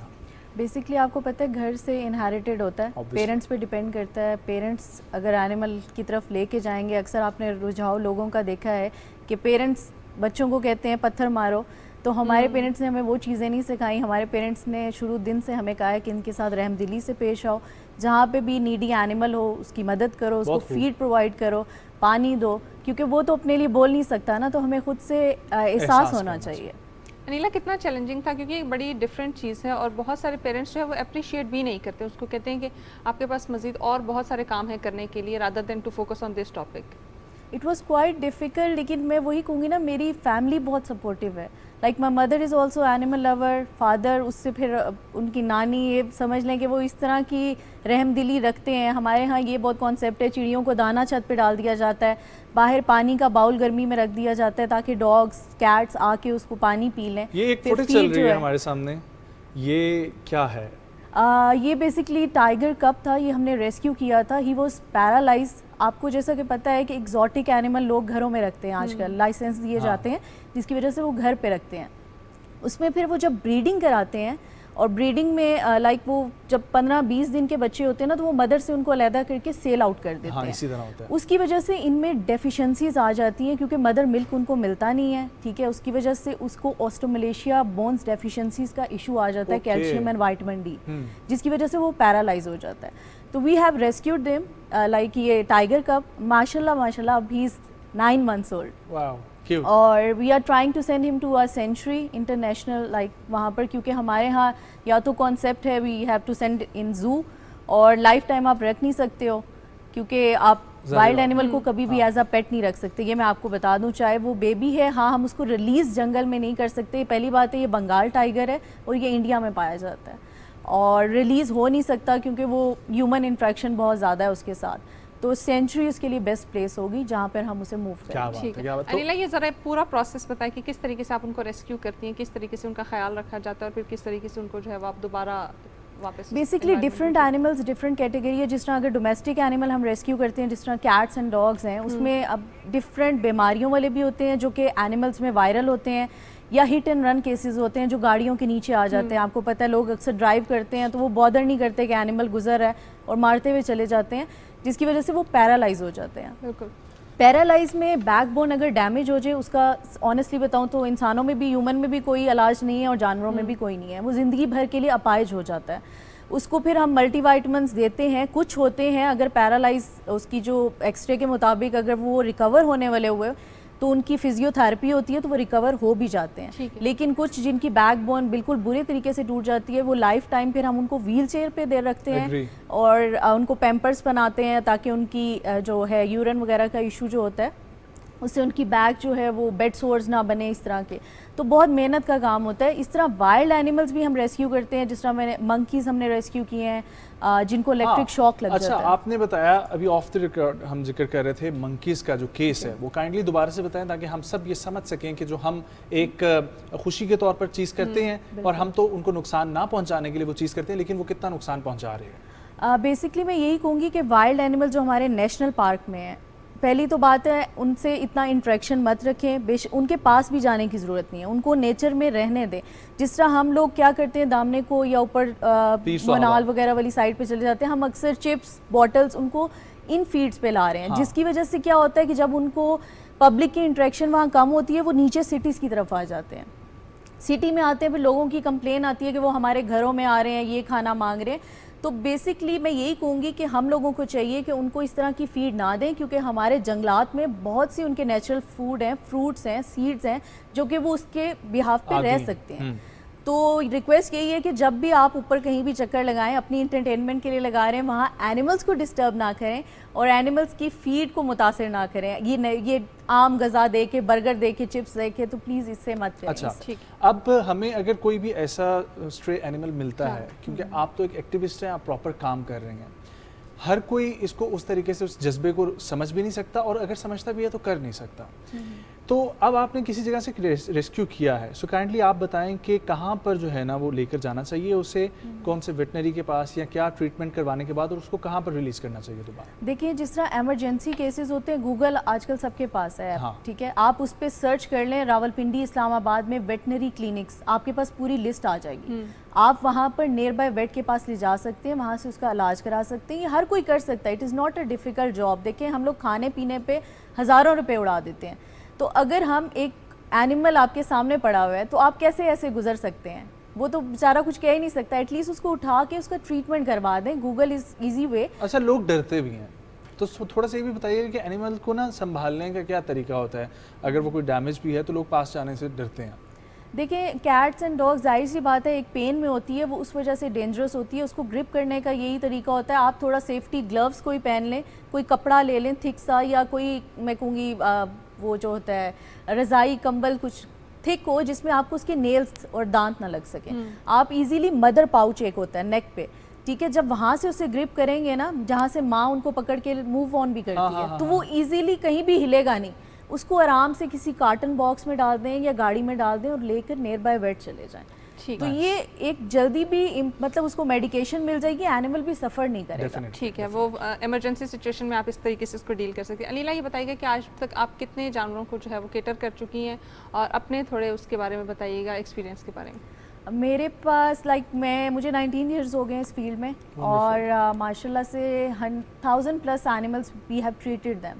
اور اس ٹائم میرے گھر پہ I have a mini shelter at my home. I am having 250 animals, 250 جانور, جس میں میرے پاس وائلڈ اینیملس بھی ہیں, جس میں میرے پاس ڈومیسٹک کیٹس, ڈاگس اور کچھ برڈز ہیں جن کے پر ڈیمیج ہو جاتے ہیں. آپ نے دیکھا اکثر پتنگ اڑاتے ہیں لوگ, اس کی وجہ سے ہماری چیلیں بہت سفر کرتی ہیں. کروز ان کے جب پتنگ میں وہ ڈور میں ونگز آ جاتے ہیں تو وہ بری طرح سے ڈیمیج ہو جاتے ہیں. میری لوگوں سے یہ بھی ریکویسٹ ہے کہ پلیز جب کائٹس اڑائیں تو بہت دھیان رکھیں. اڈاپٹیشن کے لیے بھی آپ دیتی ہیں؟ اڈاپشن کے لیے ہوتا ہے, لیکن آنیسٹلی بتاؤں ہمارے ہاں یہ بہت کانسیپٹ ہے کہ بریڈ کانشیس لوگ بہت زیادہ ہیں. پیپل وانٹ پرشین بلی ہو جس کے بال لمبے ہوں, سفید رنگ کی ہو, آنکھیں نیلی ہوں, ہم نے وہی اڈاپٹ کرنی ہے. یا جرمن شیپرڈ کرنا ہے تو راٹ وائلر کرنا ہے. آئی تھنک سو کہ اسٹرے آپ ایک دفعہ فیڈ کرائیں, دے آر سو لونگ کہ آپ امیجن نہیں کر سکتے. آپ ڈاگ اگر کہتے ہیں نا اسٹرے گھومتا رہتا ہے, trust me I am having straight dogs.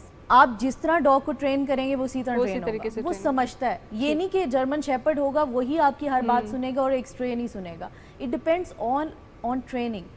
تو ٹریننگ کے مطابق آپ کر سکتے ہیں. لوگ بریڈ کانشیس بہت زیادہ ہیں, دس از دا مین پرابلم. آپ نے ابھی ذکر کیا چیلوں کا, تو یہ آپ کو کہاں سے ملی ہیں؟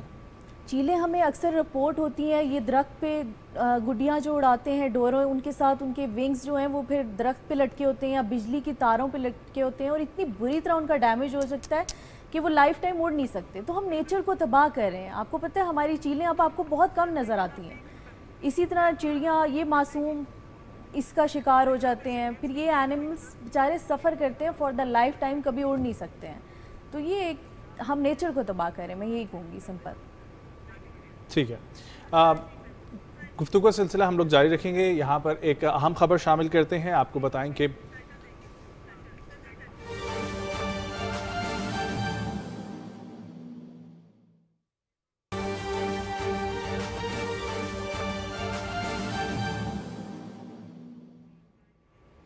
وزیر اعظم پاکستان محمد شہباز شریف کا کرونا وبا کے دوران اپنی جان کی پرواہ کیے بغیر مریضوں کی دیکھ بھال کرنے والے شہید ڈاکٹروں اور ہیلتھ ورکرز کو تمغہ امتیاز بعد از مرگ دینے کا فیصلہ. وزیر اعظم کا ملک بھر سے ڈاکٹروں اور فرنٹ لائن ہیلتھ ورکرز کی کرونا وبا کے دوران خدمات کا اعتراف اور انہیں خراج تحسین.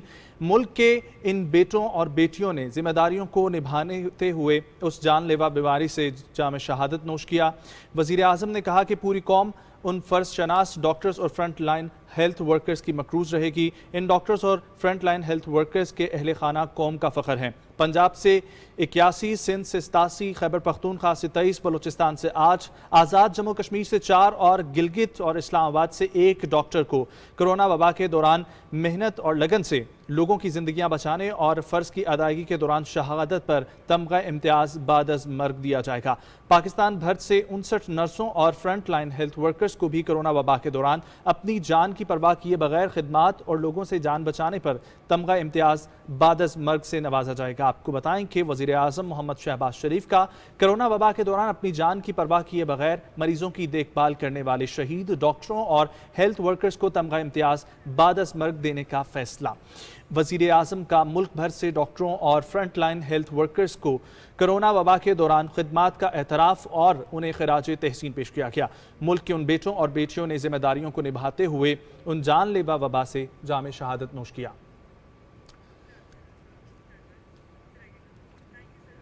واپس پڑھیں گے ہم لوگ اپنے ٹاپک کی طرف. ہمارے ساتھ موجود ہیں انیلا عمیر جو کہ اینیمل ایکٹیوسٹ ہیں.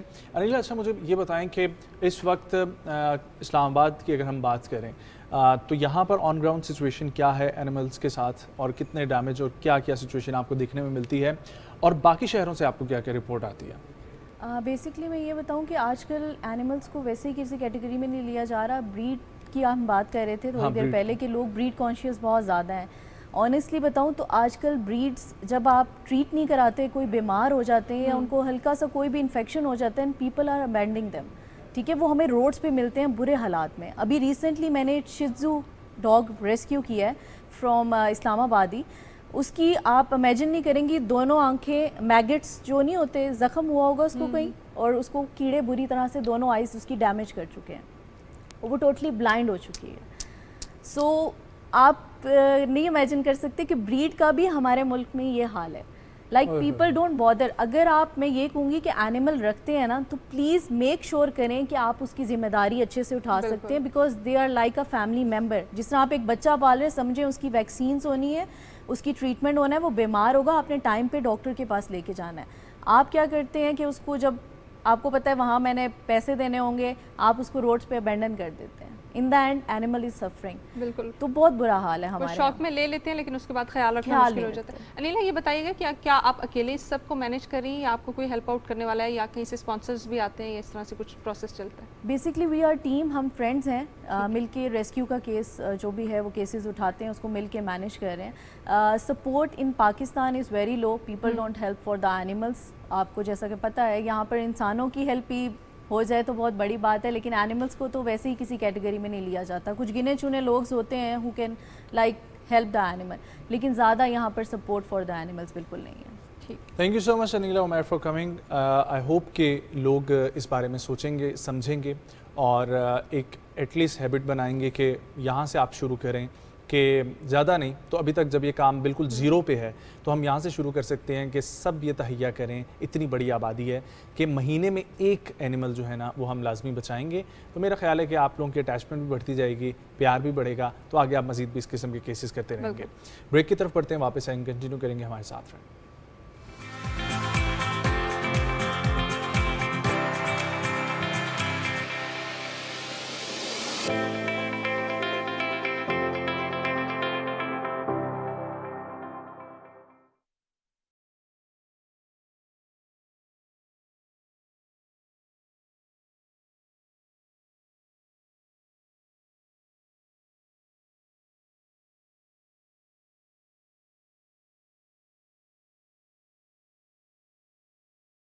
मस्त मलंग चकिताई डाढ़ा दिल तंग चकिताई. मस्त मलंग चकिताई डाढ़ा दिल तंग चकिताई. दे दे तू प्यार में तू यार मेरा सोना सोना, माही मेरा सोना सोना, प्यार मेरा सोना सोना.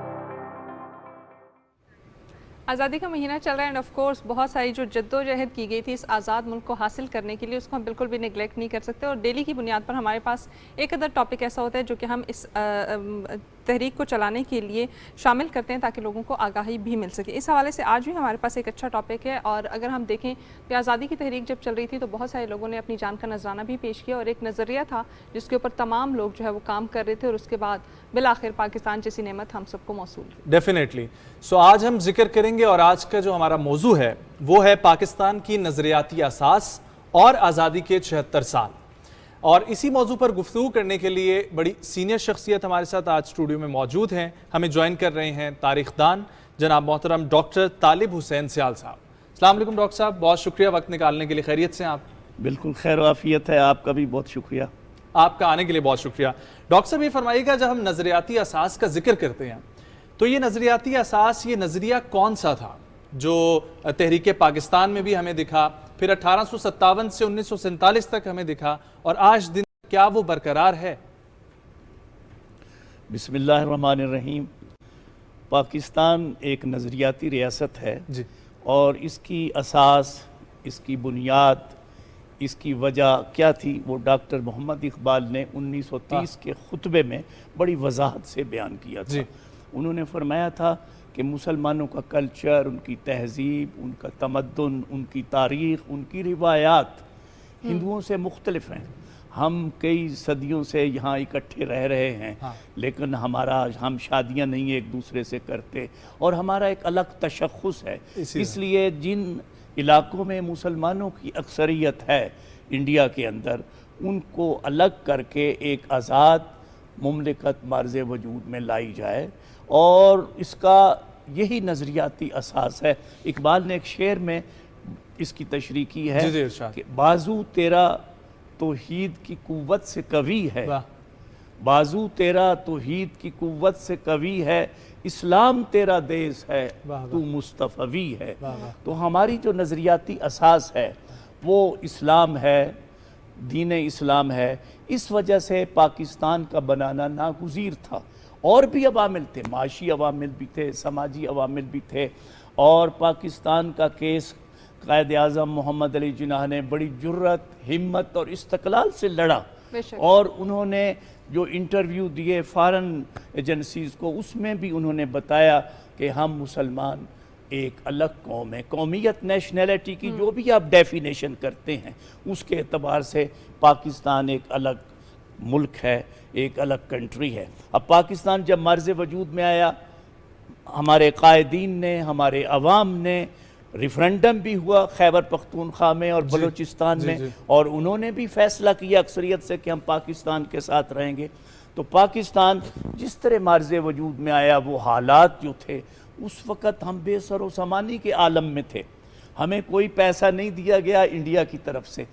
پاکستان میں ہمارے قائدین اور ہمارے عوام نے جو قربانی، جو ایثار، جو ہمت اور استقلال تھا، مہاجرین کی آبادکاری تھی، حکومت کو جس طرح قائم کیا، ہماری بیوروکریسی نے بھی بڑا کام کیا، اور پاکستان الحمدللہ دنیا کے نقشے پر ایک آزاد، ساورن اور ایک مضبوط ریاست کی حیثیت سے مرز وجود میں آیا. اور پھر آزادی کے بعد ہماری جد و جہد جاری رہی. پاکستان کے مخالفین بھی بہت تھے نظریاتی طور پر، اور بگ پاورز جو ہیں ان کے لیے یہ الگ قومیت کا تصور جس کی بنیاد دین ہو، یہ ایک بڑی نرالی چیز تھی، ایک ندرت تھی اس میں. لیکن ان کو یہ پتہ چل گیا کہ پاکستان ہمیشہ قائم رہے گا. اور آپ دیکھیں اس وقت پاکستان کی کیا حالت تھی، لوگوں کا معیار زندگی کیا تھا. اور آج الحمدللہ ہم نے پاکستان کو اتنی مضبوط ریاست بنا دیا ہے. ہمارے سائنسدانوں نے، ہماری فوج نے، ہمارے قائدین نے عوام کی امنگوں کے مطابق پاکستان کو ایک نیوکلیئر پاور بنا دیا ہے. پاکستان ناقابل تسخیر ہے. اور یہ میں صرف یہ نہیں کہہ رہا کہ دفاع کے نقطہ نظر سے، بلکہ زراعت میں بہت ترقی ہوئی. آپ نہیں جانتے، ہم لوگ جانتے ہیں جو پاکستان بننے کے بعد پیدا ہوئے، جو سینئر اب سٹیزن ہے، کہ زراعت میں پاکستان میں گرین ریولوشن آیا تھا 1960s میں. اور پاکستان نے گندم جو پہلے 16 منفی ایکڑ ہوتی تھی وہ 60 منفی ایکڑ ہوئی. پاکستان خود کفیل تھا زراعت میں، انڈسٹری میں بڑی ترقی ہوئی. اور پاکستان میں جو 5 سالہ منصوبے بنے، کوریا نے اور چائنا نے اس کی نقل کی اور وہ آگے بڑھ گئے. تو پاکستان نے الحمدللہ زراعت میں بہت ترقی کی، اب بھی ہے زراعت میں ترقی. جو لوگ پاکستان کا، ہم لوگ جو ہیں معیار زندگی بہت بلند ہے، لیکن پھر بھی مثبت اگر نقطہ نظر سے دیکھا جائے، غیر جانبدار ہو کر دیکھا جائے، تو اب بھی پاکستان ایک گرین ایریا ہے. صحیح بات ہے. کپاس اس سال بہت ہوئی ہے، خانیوال میں، ملتان میں کئی سالوں کے بعد کپاس ہوئی ہے. تو پاکستان جو ہے وہ گندم میں بھی خود کفیل ہے، چینی میں بھی خود کفیل ہے. یہ الگ بات ہے کہ ہم کبھی برآمد کرتے ہیں پھر درآمد کر لیتے ہیں. ٹھیک، بہت شکریہ. اچھا سر یہ بتائیے گا ڈاکٹر صاحب کہ 76 سال پورے ہو رہے ہیں، تو ایک بحیثیت شہری پاکستان، یہاں کا باسی اور آنے والی جو جنریشن سے تعلق رکھنے والا نوجوان ہے، اس کو آزادی کی اہمیت کو سمجھنا اور پھر اس کو کام کرنا آگے پاکستان کو آگے بڑھانے کے لیے کتنا ضروری ہے اور کیا سٹیپس ہونے چاہیے؟ یہ بڑا اہم سوال آپ نے دیا ہے، کیونکہ پاکستان جن لوگوں نے بنایا تھا ان کے کارنامے تاریخ میں سنہری حروف سے لکھنے والے ہیں. بالکل. لیکن میری نسل کے لوگ جو اب سینئر سٹیزنز ہیں، ہم نے نوجوانوں کے لیے کوئی ایسا اسوا، کوئی ایسا نمونہ، سچی بات ہے، نہیں چھوڑا کہ وہ اس پر چلیں اور فخر کر سکیں. لیکن کامیابیاں بھی بہت ہوئی ہیں، کامیابیاں بھی پاکستان میں بہت ہوئی ہیں. میں نوجوانوں کو یہ کہوں گا کہ علوم و فنون میں پاکستان نے بہت ترقی کی ہے. جب پاکستان بنا پنجاب میں ایک یونیورسٹی تھی، پنجاب یونیورسٹی. اب پاکستان میں 100 سے زیادہ یونیورسٹیز ہیں. NUST university, Quaid Azam university کا دنیا کی ٹاپ یونیورسٹیوں میں نام ہے. اور پھر آپ دیکھیں کہ کھیلوں میں ہمارا کیا مقام ہے. پاکستان سے دنیا رشک کی نگاہ سے دیکھتی ہے. میں ایک واقعہ آپ کو بتاتا ہوں، میں نے جو آنکھوں سے دیکھا 92 میں. آپ تو نوخیز نوجوان ہیں، وہ یاد نہیں ہوگا. میری عمر کے لوگوں کو پتہ ہے 1992 میں پاکستان جب کرکٹ کھیل رہا تھا، فائنل تھا انگلینڈ کے ساتھ. John Major was the prime minister of UK. اس نے کیبنٹ کی میٹنگ پوسٹ پون کر دی کہ I shall watch the match Pakistan versus India. اور اس وقت پاکستان نے جو ورلڈ کپ جیتا، صرف کرکٹ میں پاکستان چیمپئن نہیں تھا، سنوکر میں پاکستان چیمپئن تھا، سکاش میں پاکستان چیمپئن تھا، ہاکی میں پاکستان چیمپئن تھا. اور جان میجر نے کہا، یہ ایک تاریخی جملہ ہے، it is a historic remark he has given. اس نے کہا Pakistan is a country of world champions. اور اب بھی ہم کوئی کھیل میں پیچھے تو نہیں ہیں. ابھی حال میں جو اسٹریٹ چلڈرن فٹ بال ناروے میں ہوا، اس میں ہم فائنل میں پہنچے. تو پاکستان کے کھلاڑی، پاکستان کے انجینئرز، پاکستان کے ڈاکٹر، پاکستان کے آرٹسٹ پوری دنیا میں مشہور ہیں. دیکھیں ہم ڈرامہ دیکھتے تھے PTV سے. میں PTV کا بڑا معترف ہوں. اس زمانے میں وارث ڈرامہ 1980s میں تھا. کیا بات ہے. دکانیں بند ہو جاتی تھی، پہلے ہی لوگ گھروں میں آتے تھے. ٹی وی سیٹ ہر ایک کے پاس نہیں تھے. آج تو خوشحالی ہے، ہر ایک کے پاس ٹی وی سیٹ ہے، دکانوں میں ہے، دفاتر میں ہے. تو وارث ڈرامہ، اندھیرا اجالا، ان کہی، یہ بیرون ملک دیکھے جاتے تھے. میں خود 20 کنٹریز میں گیا ہوں. مانچسٹر میں 1985 میں تھا. انڈیا اور پاکستان کے لوگ وارث ڈرامہ دیکھتے تھے. ہمارے فنکار علن فقیر اور نصرت فتح علی خان، اس کی قوالی سے یورپ والے بھی مشہور ہوتے تھے. استاد غلام علی خان صاحب، مہدی حسن خان صاحب، بہت ایسی شخصیات ہیں بڑی. نیلام پروگرام، کسوٹی پروگرام دنیا بھر میں مشہور تھا. اور آزادی کے بعد جو ہمارے 75 نیلام گھر سے بالکل نشیب و فراز تو آتے ہیں. کبھی ہم اوپر ہوتے ہیں، کبھی ہم تھوڑا سا سبق سیکھتے ہیں. تو میں سمجھتا ہوں کہ پاکستان میں الحمدللہ علوم و فنون کی بڑی ترقی ہے. ہمارا نوجوان IT میں بہت آگے ہے. بالکل ٹھیک ہے. انڈیا میں گیا تھا گڑگاواں میں 2007 میں. ان کا IT ہم سے آگے ہے بلا شبہ. لیکن اب پاکستان IT میں بڑی تیزی سے پیش قدمی کر رہا ہے. پھر کمیونیکیشن سسٹم دیکھیں. آپ کا جو میڈیا ہے اس کی تو میں تعریف کر چکا ہوں. اس کی تعریف نہیں بلکہ اعتراف کر چکا ہوں. اور یہ کمیونیکیشن سسٹم پاکستان میں اتنا پھیل چکا ہے کہ ہر ایک کے پاس موبائل فون ہے. سویپر کے پاس ہے، ڈومیسٹک سرونٹ کے پاس ہے، کسانوں کے پاس ہے، ٹریکٹر چلا رہے ہیں اور موبائل فون ان کے پاس ہے. تو پاکستان میں کمیونیکیشن میں، میڈیا میں، سائنس میں اور باقی علوم میں بہت ترقی کی ہے. اور الحمدللہ ہمارے نوجوان جو ہیں ان میں پوٹینشل ہے، ٹیلنٹ ہے. کھیلوں کے لیے پوٹینشل ہے، آگے پڑھنے کے لیے پوٹینشل ہے. بیرون ملک میں پاکستانیوں کو آپ دیکھیں، ڈاکٹروں کا بڑا نام ہے، انجینئرز کا بڑا نام ہے. تو 75 سال کو میں اس طرح دیکھتا ہوں کہ اس میں کامیابیاں زیادہ ہیں. خوشحالی پاکستان میں بہت ہوئی ہے. میں دیہات کا رہنے والا ہوں. دیہاتوں میں بڑی خوشحالی، اربن پاورٹی ہے. کیا بات ہے. اور ہمارے جو ڈاکٹر محبوب صاحب کی کتاب تھی ایک پاورٹی کرٹن، وہ پوری دنیا میں پڑھی جاتی ہے. ڈاکٹر صاحب یہ بھی بتائیے گا کہ نظریاتی اساس کو مزید مستحکم کرنے کے لیے کیا اقدامات لیے جانے چاہیے؟ نظریاتی اساس کو ہم کیسے نوجوانوں تک پہنچائیں، یہی سوال ہے نا. جی جو پاکستان کی نظریاتی اساس ہے، میں جو سمجھتا ہوں وہ یہ ہے کہ ہمیں ریچولز کے علاوہ جو ہماری سوشل لائف ہے اس میں امانت، دیانت، اس میں انٹیگریٹی آنی چاہیے. اگر ہمارا نوجوان جو ہے، ہم مسجدیں تو نمازیوں سے بھری ہوئی ہیں، ہمارے ہاں بہت عبادت کی جاتی ہے، لیکن ہماری جو زندگی ہے، سماجی زندگی ہے، معاملات، ہاں ہماری جو آرگنائزیشنز ہیں، میں خود گورنمنٹ ملازم میں 35 سال سیول سرونٹ رہا ہوں، ہمارے الحمدللہ بیوروکریٹس بڑے ذہین ہیں، فطین ہیں، محنتی ہیں، اور اگر ان کو صحیح ڈائریکشن دی جائے تو پاکستان، میں سمجھتا ہوں کہ نظریاتی بنیادوں پر ہم نوجوانوں کو آگے بڑھا سکتے ہیں۔ نوجوانوں میں پاکستان کی تڑپ ہے، نظریہ پاکستان کی محبت ہے۔ آپ 14 اگست کو دیکھیں کتنا چراغاں ہوتا ہے، 14 اگست کو نوجوانوں میں کتنا جوش و خروش ہوتا ہے، اور میرا دل پاکستان، یہ نغمہ نوجوان بھی پڑھتے ہیں، تو نوجوانوں کو نظریاتی اساس پاکستان کی ازبر ہے، یہ نہیں کہ ان کو یہ بتانے کی ضرورت ہے، تاریخ وہ پڑھتے ہیں، لیکن عملی لحاظ سے ہم نے یہ ثابت کرنا ہے کہ ہم ایک متحد قوم ہیں۔ یہ بدقسمتی سے ہمارا جو اسٹریٹجک لوکیشن ہے پاکستان کی، کہ ہماری ایک طرف افغانستان ہے، اور پھر نیوکلیئر پاور ہونے کی وجہ سے جو بڑی طاقتیں ہیں ان کے دل میں مسائل بھی ہیں، کھٹکتے ہیں، لیکن یہ چیلنجز ہیں، اور چیلنجز جتنا کسی قوم میں آتے ہیں اگر وہ ہمت اور استقلال سے مقابلہ کریں تو وہ چیلنجز اپورچونٹیز بن جاتی ہیں۔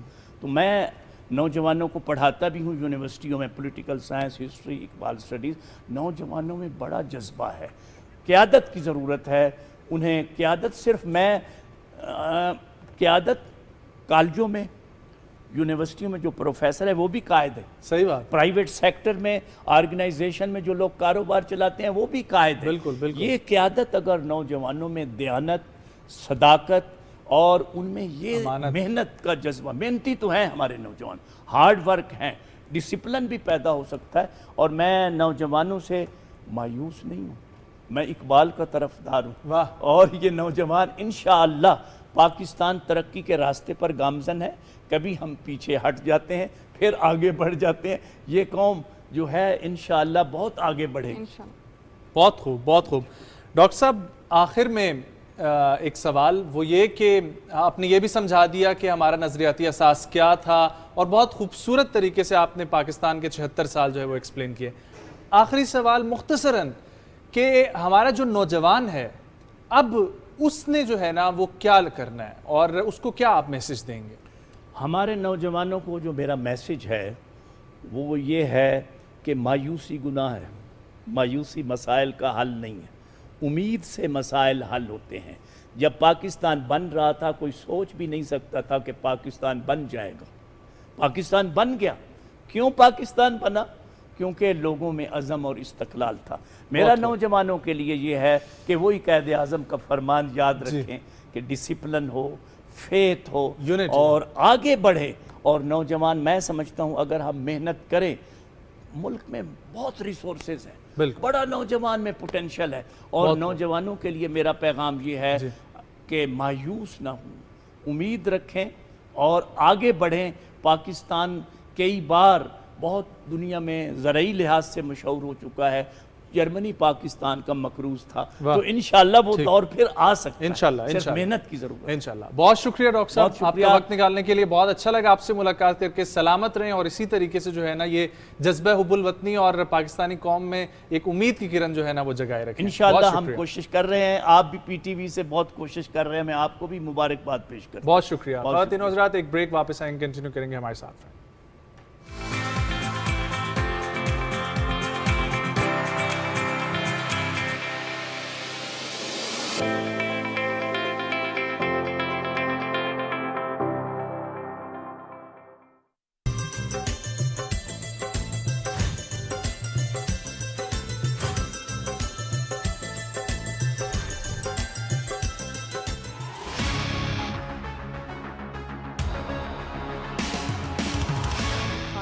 کی جو فلم پروڈکشن ہے اس کو مکمل طور پر انکم ٹیکس فری کر دیا گیا ہے۔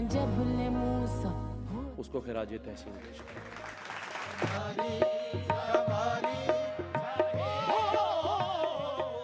کیونکہ میں نے ابھی آپ کو خوبصورت کہا ہے۔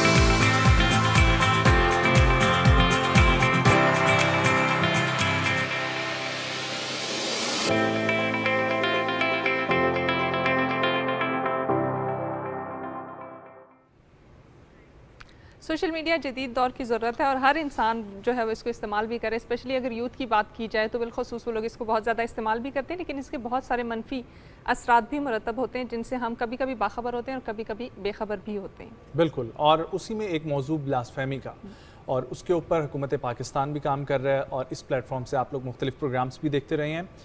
इसमें पाकिस्तान टेली कम्युनिकेशन अथॉरिटी, हुकूमत पाकिस्तान के मुख्तलिफ इदारे जिसमें FIA इन्वॉल्व है, जिसमें इस्लामी नज़रियाती कौंसल इन्वॉल्व है, बहुत सारी यूनिवर्सिटीज़ इसमें काम कर रही हैं। मकसद ये है कि आप लोग सोशल मीडिया का जब इस्तेमाल करते हैं और आपके सामने गुस्ताखाना मवाद कोई भी पहुँचता है या नफ़रत अंगेज़ मवाद, शरपसंद मवाद आपके सामने आता है, तो आपने उससे डील कैसे करना है और कहाँ पर कंप्लेन करना है और ये जहनीत कौन सी है जिससे आपने बचना है। इसी के ऊपर गुफ्तगू करेंगे। हमारे साथ मौजूद हैं डायरेक्टर जनरल रिसर्च इस्लामी नज़रियाती कौंसिल मोहतरम डॉक्टर इनामुल्लाह साहब। अस्सलाम वालेकुम डॉक्टर साहब, खैरियत से आप? अल्हम्दुलिल्लाह। बहुत शुक्रिया वक्त निकालने के लिए। डॉक्टर साहब, इस मौजू पे हमने पहले भी गुफ्तगू की, आप तशरीफ़ लाए, आपका बहुत शुक्रिया। डॉक्टर साहब ये बताइएगा कि इस्लामी नज़रियाती कौंसिल में आपके पास तो केसेस भी आते होंगे और मुख्तलिफ रिसर्च के पहलुओं पे, मौज़ूआत पे डिस्कशन होती होगी, तो जब हमने ये काम का आगाज़ किया था उस वक्त का क्या माहौल था, सिचुएशन क्या थी और अब कितनी बेहतरी आ गई है? बिस्मिल्लाहिर्रहमानिर्रहीम। जैसे आपने कहा कि सोशल मीडिया के कुछ मुस्बत पहलू भी है और मनफी पहलू भी है, तो मुस्बत पहलू भी काफ़ी सारे हैं हर लिहाज से, दीनी हवाले से भी है, अखलाक़ी हवाले से भी है, मालूमात लोगों को मिल जाती है फौरी तौर पर। लेकिन मनफी पहलू में से ये जो एक मनफी पहलू है कि तौहीन आमेज़ मवाद जो है वो उसमें भी रोज़ बरोज़ इजाफ़ा होता जा रहा है और ऐसी चीज़ें बहुत कसरत के साथ उसकी यानी लोग शेयर करते हैं, इशाअत करते हैं कि जो जिसका बराह रास्त हमारे जो मुक़द्दसात हैं, मुक़द्दस शख्सियात हैं, मुक़द्दस किताबें हैं और हमारे जो नज़रियात हैं और अक़ायद हैं, तो उस पर ज़द पड़ती है। तो ये इसका एक ख़तरनाक पहलू है और जब कोई जुर्म होता है तो ज़ाहिर है कि फिर उसके लिए यानी उसकी रोकथाम की भी कोशिशें होती हैं। हमारे क़वानीन में पहले से ये चीज़ें मौजूद थी कि तौहीन न हो और तौहीन के लिए क़वानीन मौजूद थे, लेकिन बहरहाल सोशल मीडिया के आने के बाद उसमें आए रोज़ इजाफ़ा होता जा रहा है। उसमें इस्लामी नज़रियाती कौंसिल भी अपना किरदार अदा करती है, PTA के साथ भी हम काम करते हैं। तो कोशिश तो ये करते हैं कि उसमें बहरहाल रोकथाम हो, लेकिन ये कि दूसरी तरफ वो वसाइल भी बहुत ज़्यादा बढ़ रहे हैं, तो कुछ आदाद शुमार तो ये है कि उसमें इजाफ़ा होता जा रहा है। लेकिन ये कि जब से कौंसिल ने इस पर काम शुरू किया, वज़ारत मज़हबी उमूर ने काम शुरू किया, एक कमेटी बनाई है, एपिक्स कमेटी है, PTA भी उसमें है, दीगर इदारे भी हैं, तो बहुत सारे ऐसे जो साइट्स थे उनको बंद भी कर दिया। लेकिन बहरहाल उस पर अब मज़ीद भी काम की ज़रूरत है और जितनी भी इदारे हैं उन सब को उसमें यानी कि बेदार रहना है। अदालतों का उसमें बहुत बड़ा रोल है और अदालतों ने बहुत दिलचस्पी भी ली है, ख़ासकर जो लाहौर हाई कोर्ट ने, तो उनका किरदार भी बहुत अहम है। पुलिस का अपना एक किरदार है जी, और दीगर इदारों का भी। तो इस्लामी नज़रियाती कौंसिल तो उनकी नज़रियाती तौर पर नुमाइंदगी कर इल्मी तौर पर रहनुमाई फराहम करती है और इन इदारों का काम ये है कि वो इन चीज़ों को इम्प्लीमेंट कर ले और उनको रोके। ठीक है डॉक्टर साहब, जिस तरह से आपने कहा कि मनफी नज़रिया फैल रहा है और उसकी रोकथाम के लिए काम भी किया जा रहा है, लेकिन मुस्बत नज़रिया फैलाने के लिए हम क्या काउंटर कर रहे हैं? उसका यही है ना कि एक तो बिलखुसूस चूँकि सोशल मीडिया का इस्तेमाल नौजवान ज़्यादा करते हैं, तो उनकी तरबियत की बहुत ज़रूरत है। तरबियत एक तो घर पर होती है دوسرا اہم تربیت کا ادارہ ہمارے تعلیمی ادارے ہیں. جی. اب تعلیمی اداروں میں ایک تو نصاب ہے, دوسرا وہاں کا جو ماحول ہے. تو ہمیں نصاب کی سطح پر بھی ان کو مثبت چیزیں دینی ہیں, پھر وہاں ایسا ماحول ان کو فراہم کرنا ہے کہ جس سے ان کی تربیت ہو جائے. بہت خوب. آپ نے جس طریقے سے فرمایا کہ میرا بھی سوال کچھ اس سے منسلک ہو رہا تھا کہ یونیورسٹی کالجز میں ہمارے اسکالرس کا کتنا اہمیت جو ہے وہ اس موضوع پہ ہونی چاہیے, اور دوسری چیز یہ کہ حضرت ہر شعبہ زندگی سے تعلق رکھنے والے افراد پہنچتے ہیں مساجد میں, اور مساجد میں جمعے کے خطبے میں یہ موضوعات جو جدید دور کے تقاضوں کے مطابق ہیں, یہ علماء حضرات کو کتنا ضروری ہیں کہ وہ اس کو ڈسکس کریں؟ تو ظاہر ہے کہ ہمارے معاشرے کی, اسلامی معاشرے کی تشکیل میں مساجد کا اور منبر و محراب کا ایک بہت بڑا رول ہے, بلکہ بنیادی رول ہے. بنیادی ہے. اس وقت اگر ہم اپنے آپ کو مسلمان کہتے ہیں, اور اللہ کے فضل سے ہمیں اس پر شکر ہے کہ ہم مسلمان ہیں, اسلامی ملک ہے, اسلام کے نام پر بنا ہے اور اسلامی معاشرہ ہے. اب یہ چیزیں معاشرے کو کس نے بتائی؟